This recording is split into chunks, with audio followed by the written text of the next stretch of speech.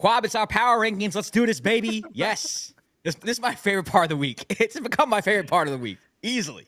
Listen, if you disagree, agree with our power rankings, let us know in the comments.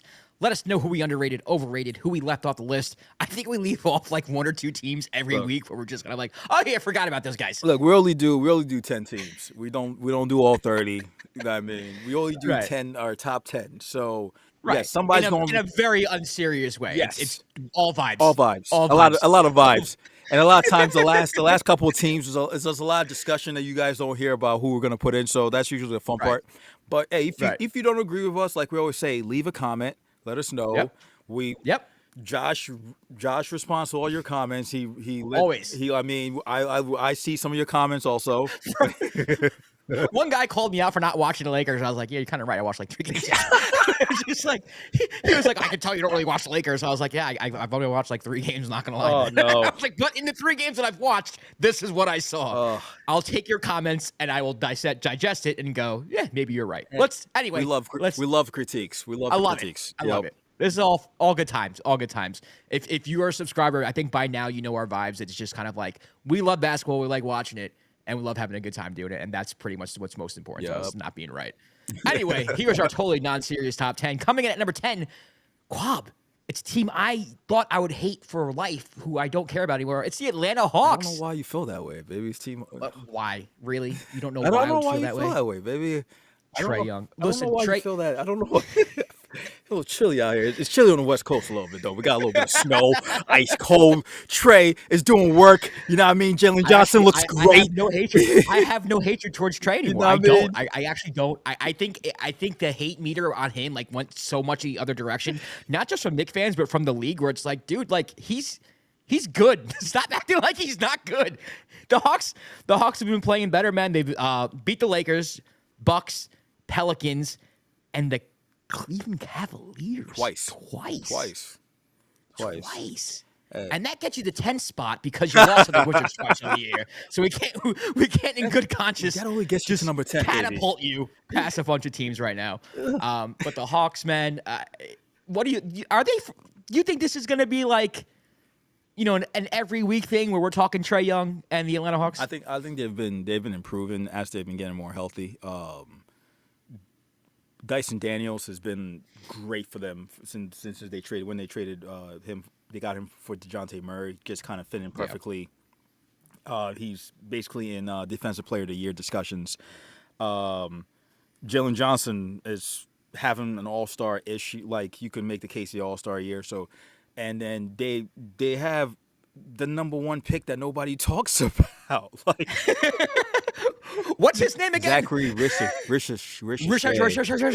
sorry, I'm messing up the name. But as a team, you look at how the team. We used to talk about the Hawks for many past seasons where we're like, on paper, this team has everything, but they never. It doesn't come together a lot, and it looks like it's coming together right now. So yeah, you get number 10 for all your winning. just number 10. All right, coming in at number 9, we have the Los Angeles Clippers. Winners of 7 of their last 10.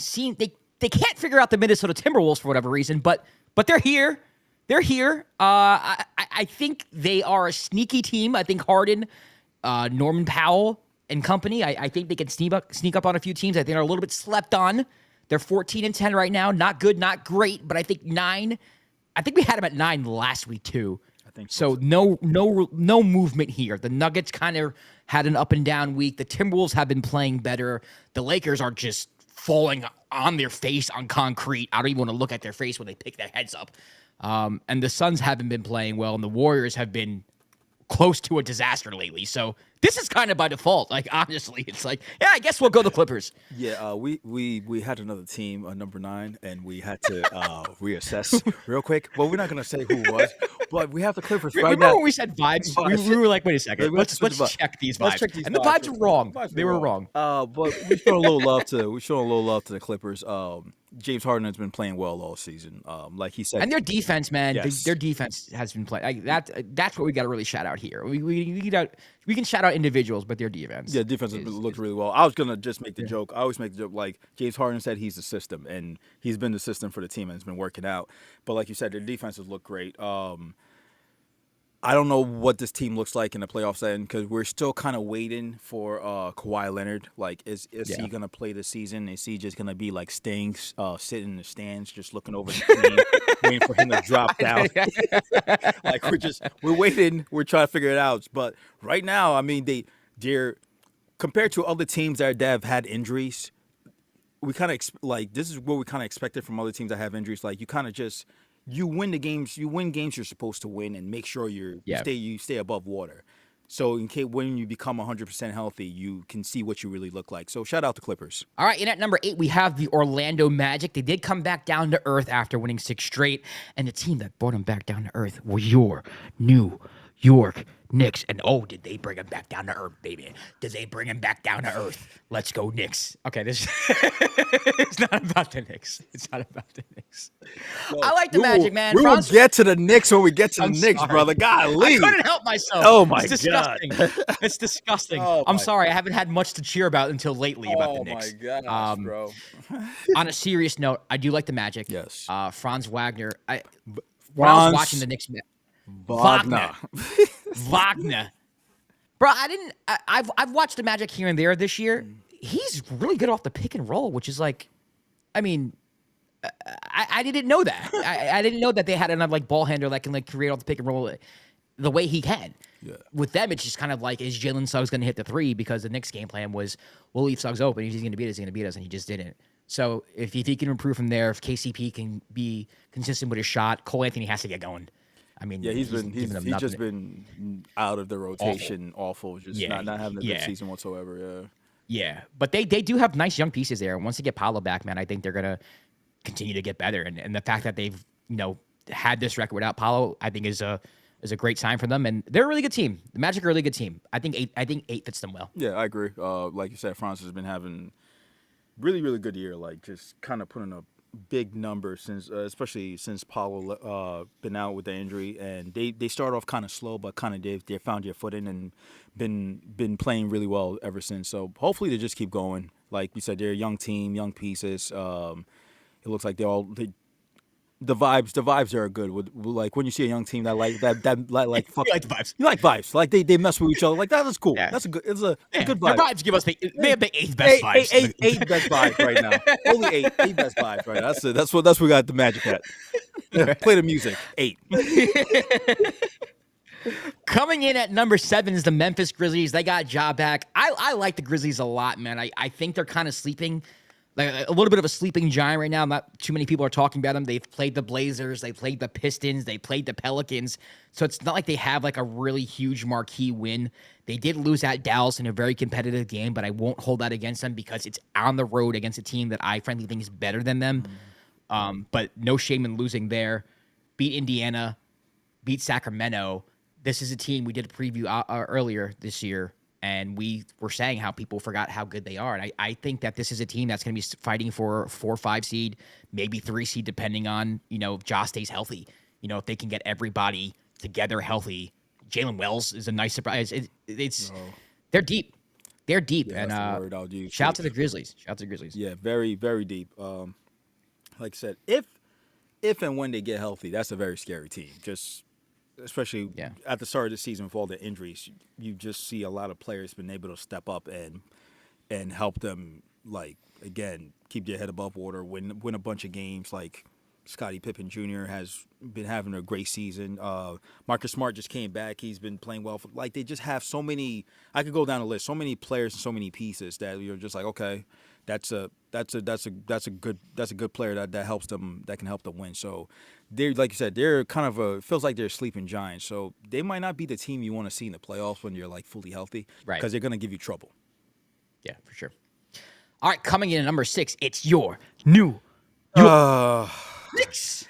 3 straight blowout wins against the mighty Charlotte Hornets, the mighty New Orleans Pelicans. Magic was impressive though. You got to admit that was impressive. No, I gotta admit that. No, I mean, honestly, the Knicks are here at number 6 because they're starting to look like the team that I think we all thought they could be when they traded for Cat. Their offense has been not just like really good. They've been historically good so far, which is a weird thing to say as a Knicks fan. Obviously, you have to tighten up on defense, and they have tightened it up a little bit. Mikal Bridges has been playing better as of late. He's been playing better defensively, which is more important to me than him shooting the basketball right now, as weird as that sounds. And OG Anunoby has been phenomenal. Karl-Anthony Towns is in the MVP discussions. This team has not reached their ceiling yet, but I do think this is part of the schedule where it's like we're going to get right against teams like the Hornets, like the Pelicans. They have the Pistons coming up. They have the Raptors coming up. This is the part where you start racking up wins and you start gaining confidence. So coming at number 6 is the Knicks. Kwab, your honest assessment. Do not say anything to spite me. I want the truth. Me saying, look, Yeah. I like the Knicks. They've looked better. They just when they lose, it's just how they lose is always weird to me. Cause like, except like the way they lost to the Jazz, I was like, okay, that wasn't expected. And then the Mavs lost, like also like they didn't look as competitive as they should, in my opinion. That was an awful game. That was an awful game. Just what I'm saying. So it's like they've been winning the games they should. Like against the Hornets, you would. Even though the first game against the Hornets, I think you guys only won by 1. I want to say, but right. And LaMelo was out. Like the Hornets like started like. That's what I'm saying. Oh my God! Yeah. No, yeah. So my honest assessment has been with this team, which is weird for a Tibbs team to be this bad defensively. It's weird. It's jarring to see. But offensively, you guys are, like you said, historically one of the best offenses in the league. I think the one important thing, the last game against the Hornets, getting pressures back was big. Yes. Because you saw what it looked like when Precious was in the game, and the team just, instead of playing drop, they switched everything. And, they were able to, because you have all these wings. You have these wings that with OG, Mikal, Josh, who can play big and small, and even pressure. So, like, you see the difference defensively, what it looked like. So you just hope, like, after they get healthy, like, they get, like, Mitchell Robinson back and see what it looks like if they can get to the point that they want to get to. Again, like, this team has championship aspirations. So that's why you make the trades. The only thing I'll say is that in the little group chat we have with me, you, and our friend Zach, who's also a Knicks fan, my point still stands that I made in the group chat, and I'm not gonna say anything. You better stop it. You better stop this right now. I'm not gonna mention it. You better not. But if you know me, you know. Coming in at number 5. Coming at number 5, we have the Houston Rockets. They have dropped 2 in a row, 1 to the Warriors and 1 to the Kings, but they still have one of the better records in the league. So I still want to show them some love. Right now, they sit at 2 spot, 15-8. So how could you not have the number 2 team in the Western Conference in the top 5? Jalen Green, man, confusing player. He has to figure it out there, what they want to do with him. I think at the end of the day, I think their half-court offense is probably going to be their undoing in the playoffs whenever they play it, unless they figure it out how to run through Sengun all the time, or Fred VanVleet just gets hot every time he takes over, which he's shown he's been able to do. But they are a very good team, man, and this team's ahead of schedule. Again, every time we mention the Rockets, we get to mention 2 players, Tari Eason, Amen Thompson. Love them. Absolutely love them. The defensive intensity that they bring is incredible. They're a very, very fun team to watch. This is a playoff team for sure. Interested to see how they grow. Very, very agree with that. Very interesting team. They're young, but they're very, very talented. I think coming up they have the NBA Cup. They're going to be facing the Warriors again, I believe. Yeah. And I know they really, really, really want to beat the Warriors, because I don't remember the last time. I feel like they've lost 15 straight, or it's like a ridiculous number against the Warriors. So and that's personal too, man, because what the Warriors did to them in the playoffs or in the Harden years. Yes, very, very personal. So I see a lot of Rockets fans like just very, especially after this last loss, they're very annoyed. I feel like if they can get one against the Warriors, it would just help the team mentality. But like you said, great young team. They have great pieces. They got to figure out some things, especially with like Sengun Van Fleet, especially when it comes to half court offense. But very talented team, and right now they're still sitting at number 2, even with the losses. Yep. All right, coming in at number 4, we have the Dallas Mavericks. This is, to me, the best team in the Western Conference right now, even though we don't have him in at number 1, 2, or 3, and even though we have a Western Conference team ahead of them right now. Personally, in my opinion, for my money, which I might actually do. Crazy. DraftKings sponsor us. Okay. Is put some little scratch on them Dallas Mavericks to in the Western Conference. This team is deep, man. This is a very deep team. Luka goes out and they don't miss a beat. They've won 6 straight. Luka comes in, they don't miss a beat. You know what I mean? They're able to adapt to whatever lineups are out there. Jason Kidd has a lot of options off the bench. Najee Marshall's playing really well. Quentin Grimes, shout out Quentin. I knew you could do this, baby. Having a great season over there after a slow start. Spencer Dinwiddie can be instant offense off of the bench. Kyrie, games where they don't have Luka, like it's not the Kyrie show. You know, Kyrie's like playing point guard and he's directing traffic and he's making plays for others and he's letting other players shine. When we talk about vibes, the vibes are good in Dallas right now. They've won 6 straight. Definitely, to me, playing like the best team in the Western Conference. Yeah, you could. I could see why you make that argument and why you'd want to put money on that. What up, FanDuel? You know, sponsor us. But yeah, they like I said, they look great. They're winning. They just got Luka back, and they just keep trending the right way. With them, like I feel like some of their losses in the beginning of the year, they just played without like a sense of urgency. They're kind of like, oh well, we've been to the finals. We're just waiting kind of to get there, and it feels like now they're kind of playing with more urgency in a lot of these games and having a better impact. Like I said, very deep team. So I personally don't know if I would have them as the best team, but I see your argument. I get the point you're making. I can see why you feel like you're the best team in the West. Coming in at number 3 is the best team in the Western Conference record-wise, and that's the OKC Thunder. They're winners of 6 of 7. They did have an L against the Houston Rockets, as aforementioned, but they have wins at Toronto, against Utah, the Lakers, the Warriors, Sacramento. So there are good wins in there, and those Lakers, Warriors, Sacramento, the West Coast, like California road trip, that was a road trip. Yeah. Those are all road games that they won on the road. So shout out to the Thunder. Hartenstein coming has been, bro, like a breath of fresh air. And I know that I've been a little harsh on the Thunder the past few weeks.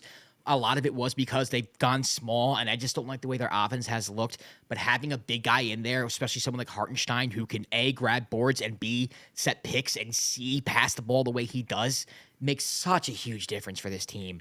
And it reminded me that, like, hey, I can't really judge this team until Chet gets back. It's not fair. Yeah. It's really not fair for me to go off on some of the things that I said. Like, I don't know about this team anymore. It's like, yeah, I wouldn't know about the Knicks that they lost Cat. You know what I mean? Yeah. Of course you don't know about this team. They're really good. I still stand by what I said about the Mavericks, but that's not a slight to OKC. To me, that's just a compliment to how good I think the Mavericks are. But right now, we do have OKC at number 3 because they do have the best record in the Western Conference. Yeah, OKC has been playing well. Like having, like you said, Isaiah Hartenstein, the impact he has on a team that has been like without size, especially now with Chet out. You see it in the games now that they've won. Also, they just, I think they got Caruso back, so defensively they're just notches above a lot of teams. I'm wondering when Chet is able to come back, how they really look, especially with the 2 big lineup with Chet and Isaiah. Because we didn't really get a chance to see that, which sucks. But they're as even though they're one of the youngest teams in the league, they're still one of the best teams in the league. So I feel like it's probably gonna come down. The West is probably gonna come down to either them or the Mavs. So we'll see as the season progresses. And coming in at number 2, we have the Boston Celtics. Their only loss recently has been to the Cleveland Cavaliers, and that's why they dropped 1 spot, because the Cavs are at 2. You beat the champ. Yeah, you beat the champ. You get the belt. You get the belt, baby. You get the belt, baby. We're not going to talk about the winners of the championship belt right now. We're talking about the Celtics, and it's going to be our daily. What do you say about the Celtics? They hit the 3. Jason Tatum's playing like an MVP. Everybody fits perfectly. They're doing this sometimes without Porzingis. They're doing it with Porzingis. No matter who's in the lineup, they're playing well. Their bench is playing well. Everybody knows their role. To me, it's just a matter of, is the math going to math, right? We just did a review about the Bucks Celtics before. They went 5 for 25 at one point from 3-point range, but they still won the game because they are. I think a lot of people are like, they're going to shoot 53s. That's what they are. It's like, yeah, it is. But at the same time, they still have players like Jason Tatum and Jaylen Brown who can go to the hoop and make things happen in the mid range, at the hoop, like in different ways, in transition. So the Celtics, man, I don't have a negative thing to say about them. Yes. I wish I could like nitpick something. I really can't. Because even though they take too many threes, they take good threes. Yeah. The only times I have problem with their threes is like, I don't like threes off a drop. I understand it because the person's in drop and it's right there for you.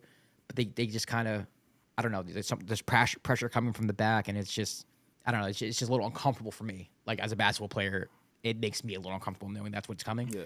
But, Jason Tatum's been hitting the three this year, especially specifically on that.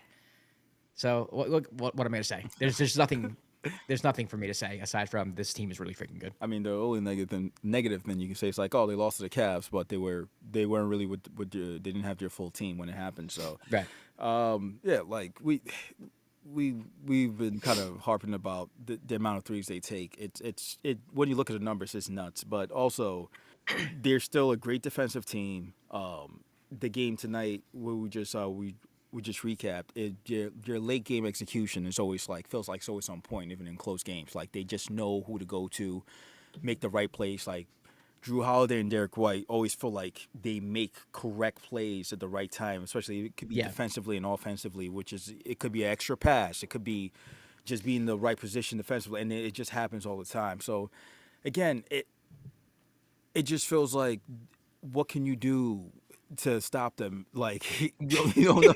Like, what can you do, man? What can you do? So, I mean, hey, Celtics, you're number 2 for now. Next week, you're probably going to be number 1 again. It is what it is. Who knows? Who knows?